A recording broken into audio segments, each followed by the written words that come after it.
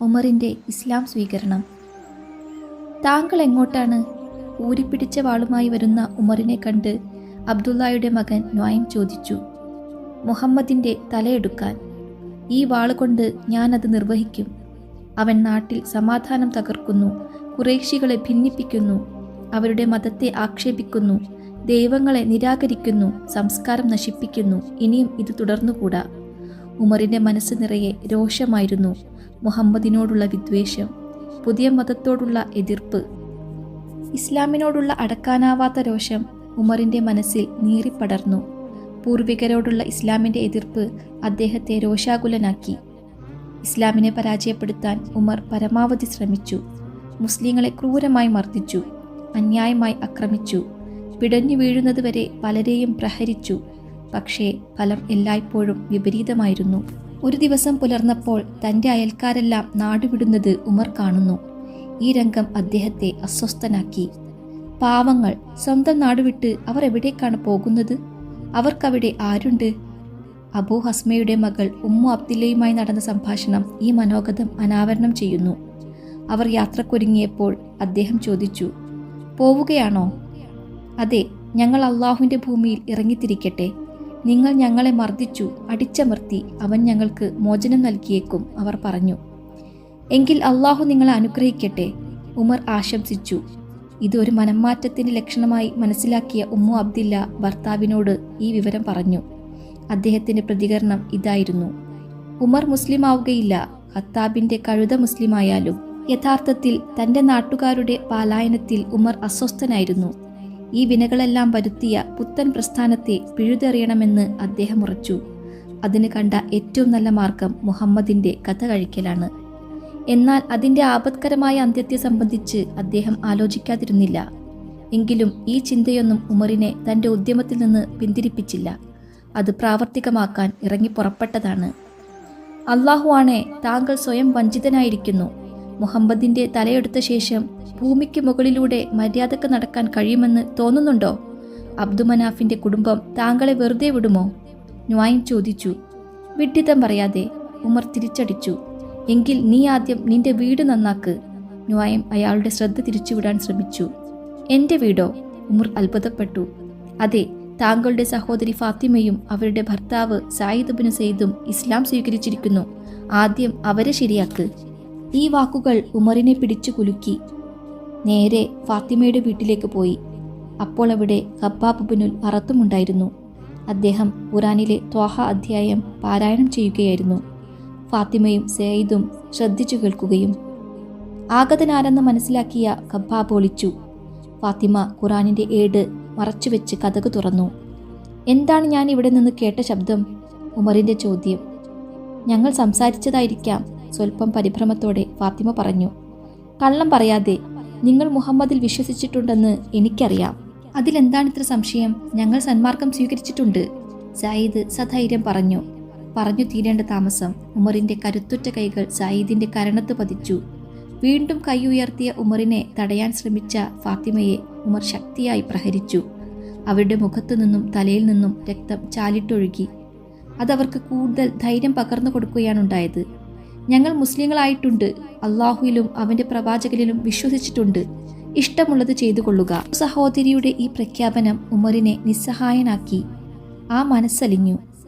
നിങ്ങൾ വായിച്ചിരുന്ന ആ ഏടൊന്നെനിക്ക് തരുമോ? ഉമർ ഒരു കൊച്ചുകുട്ടിയെപ്പോലെ കേണു. കുളിച്ച് ശുദ്ധിയായി വരാനാണ് അവർ ആവശ്യപ്പെട്ടത്. ഉമർ സഹോദരിയുടെ കൽപ്പന സ്വീകരിച്ചു. കുളിച്ചു വന്നു. ഏടുകൾ വാങ്ങി വായിക്കാൻ ആരംഭിച്ചു. ആശയഗാംഭീര്യമുള്ള വചനങ്ങൾ, അദ്വിതീയമായ ശൈലി, അപാരമായ വശ്യശക്തി. അദ്ദേഹം ആത്മഗതം ചെയ്തു.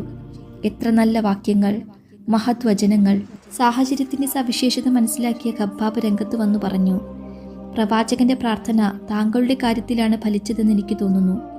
അള്ളാഹുവെ, അബുൽ ഹക്കം മുഖേനയോ ഉമർ ബിൻ ഖത്താബ് വഴിയോ ഇസ്ലാമിനെ ശക്തിപ്പെടുത്തണമേ എന്ന് തിരുമേനി സദാ പ്രാർത്ഥിക്കാറുണ്ട്. ശരി, മുഹമ്മദ് എവിടെയാണ് ഉണ്ടാവുക? ഉമർ അന്വേഷിച്ചു. അവർ അറിയിച്ചതനുസരിച്ച് അദ്ദേഹം അർക്കമിൻ്റെ വീട്ടിലേക്ക് പോയി. വാളുമായി വാതിൽക്കൽ നിൽക്കുന്ന സാഹസികനായ ഉമറിനെ കണ്ട് പലരും ഒന്ന് പരുങ്ങി. ഉമർ അകത്തു വരട്ടെ, സതുദ്ദേശത്തോടെയെങ്കിൽ നല്ലത്, അല്ലെങ്കിൽ അവൻ്റെ തല ഞാൻ എടുക്കും. ഹംസയുടെ ധീരമായ വാക്കുകൾ അവരുടെ പരിഭ്രമത്തെ അല്പം ശമിപ്പിച്ചു. കതക് തുറന്നപ്പോൾ ഉമർ നേരെ പ്രവാചക സന്നിധിയിൽ ചെന്ന് തൻ്റെ വിശ്വാസം പ്രഖ്യാപനം ചെയ്തു. ഉമറിൻ്റെ ഇസ്ലാമാശ്ലേഷത്തെ സംബന്ധിച്ച വിവരണം മറ്റു പല സ്വഭാവത്തിലും ഉദ്ധരിക്കപ്പെട്ടിട്ടുണ്ട്. അവയിലൊന്ന് ഉമർ തന്നെ സ്വയം നൽകിയ വിവരണമാണ്. അതനുസരിച്ച് ഉമർ അക്കാലത്ത് ലഹരിയുടെ അടിമയായിരുന്നു. കുടിക്കാനായി കൂടുന്ന സദസ്സുകളിൽ അദ്ദേഹം പതിവായി പങ്കെടുത്തിരുന്നു. ഒരു ദിവസം തൻ്റെ തോഴരെയും തേടിയിറങ്ങിയ ഉമർ ആരെയും കണ്ടുകിട്ടിയില്ല. മദ്യവ്യാപാരം നടത്തുന്ന കട ലക്ഷ്യം വെച്ച് നടന്നു. എന്നാൽ അവിടെയും ആരുമുണ്ടായിരുന്നില്ല. അപ്പോൾ കാബയുടെ അടുത്ത് ചെന്ന് പ്രദക്ഷിണം ചെയ്യണമെന്ന് അദ്ദേഹം ആഗ്രഹിച്ചു. സ്ഥലത്തെത്തിയപ്പോൾ നബി നമസ്കരിക്കുകയായിരുന്നു. ഇതുകണ്ട ഉമറിന് തിരുമേനിയുടെ ഖുർആൻ പാരായണം കേൾക്കാൻ കൊതി തോന്നി. നബി അറിയാതെ അദ്ദേഹത്തിൻ്റെ അടുത്തു ചെന്ന് ഖുർആൻ പാരായണം ശ്രദ്ധിച്ചു കേൾക്കാൻ തുടങ്ങി. അത് അദ്ദേഹത്തിൻ്റെ മനസ്സിലേക്ക് ആഴ്ന്നിറങ്ങി അവിടെ ചലനങ്ങൾ സൃഷ്ടിച്ചു. ഹൃദയം പ്രകമ്പിതമായി. നബി തിരുമേനി നമസ്കാരം കഴിഞ്ഞ് വീട്ടിലേക്ക് പോയപ്പോൾ ഉമർ പിന്തുടർന്നു. അടുത്തെത്തിയപ്പോൾ പ്രവാചകൻ ആളെ തിരിച്ചറിഞ്ഞു.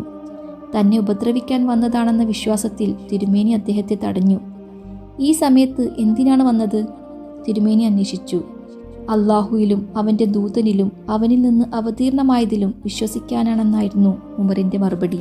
മുകളിൽ പറഞ്ഞ 2 സംഭവങ്ങളും വിഖ്യാതവും വിശ്വസനീയവുമാണ്. എങ്കിലും ഏറ്റവും അറിയപ്പെടുന്നത് ആദ്യത്തേതാണ്. പ്രവാചക ലബ്ധിയുടെ 6ാം വർഷത്തിലാണ് ഉമർ ഇസ്ലാം സ്വീകരിച്ചത്. വിശ്വാസികളുടെ എത്യോപ്യൻ പലായനത്തിന് ശേഷമാണത്. ഉമറിന് മുമ്പ് ഇസ്ലാം സ്വീകരിച്ചവർ പ്രാമാണികാഭിപ്രായമനുസരിച്ച് 130-ലധികമുണ്ട്. അംറുബ്നു ഹിഷാമും ഉമറുബ്നു ഖത്താബും ഒരേപോലെ കരുത്തരും ബുദ്ധിമാന്മാരുമായിരുന്നു. ഇസ്ലാമിൻ്റെ കടുത്ത ശത്രുക്കളും. അള്ളാഹുവെ, 2 ഉമറുമാരിൽ നിനക്ക് ഏറ്റവും പ്രിയപ്പെട്ടവനാൽ നീ ഇസ്ലാമിനെ ശക്തിപ്പെടുത്തണമേ എന്ന് തിരുമേനി നിരന്തരം പ്രാർത്ഥിക്കാറുണ്ടായിരുന്നു. എന്നാൽ അതിന് ഭാഗ്യം കിട്ടിയത് ഉമറുബ്നു ഖത്താബിനാണ്. അള്ളാഹുവിൻ്റെ നിശ്ചയം അതായതുകൊണ്ട് തന്നെ. എന്നാലും സൂക്ഷ്മ വിശകലനത്തിൽ അതിലേക്ക് നയിച്ച ഒട്ടേറെ കാരണങ്ങൾ കണ്ടെത്താനാവും. അബൂജഹലും ഉമറും ഇസ്ലാമിനെയും അതിൻ്റെ പ്രവാചകനെയും കഠിനമായി എതിർക്കുന്നവരായിരുന്നുവെങ്കിലും അതിൻ്റെ പ്രേരകങ്ങൾ വ്യത്യസ്തങ്ങളായിരുന്നു.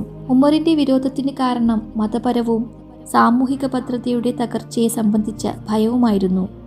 അതോടൊപ്പം തന്നെ അദ്ദേഹത്തിൽ ജീവകാരുണ്യവും മനുഷ്യസ്നേഹവും നിറഞ്ഞു നിന്നു. എന്നാൽ അബൂജഹലിൻ്റെ പ്രചോദനം തീർത്തും വ്യത്യസ്തമാണ്.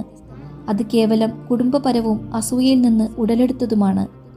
അബ്ദുമനാഫ് കുടുംബവും മക്സൂം കുടുംബവും തമ്മിലുള്ള മാത്സര്യമായിരുന്നു അതിനുള്ള കാരണം.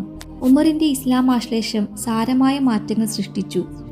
വിശ്വാസികളുടെ മനോവീര്യം വർദ്ധിപ്പിക്കാനും അവിശ്വാസികളുടെ ആവേശം കുറക്കാനും അത് ഉപകരിച്ചു. ഇക്കാര്യം സുഹൈബ് ചുരുങ്ങിയ വാക്കുകളിൽ വിവരിക്കുന്നു. ഉമർ വിശ്വസിച്ചു. ഇസ്ലാം പുറത്തു വന്നു.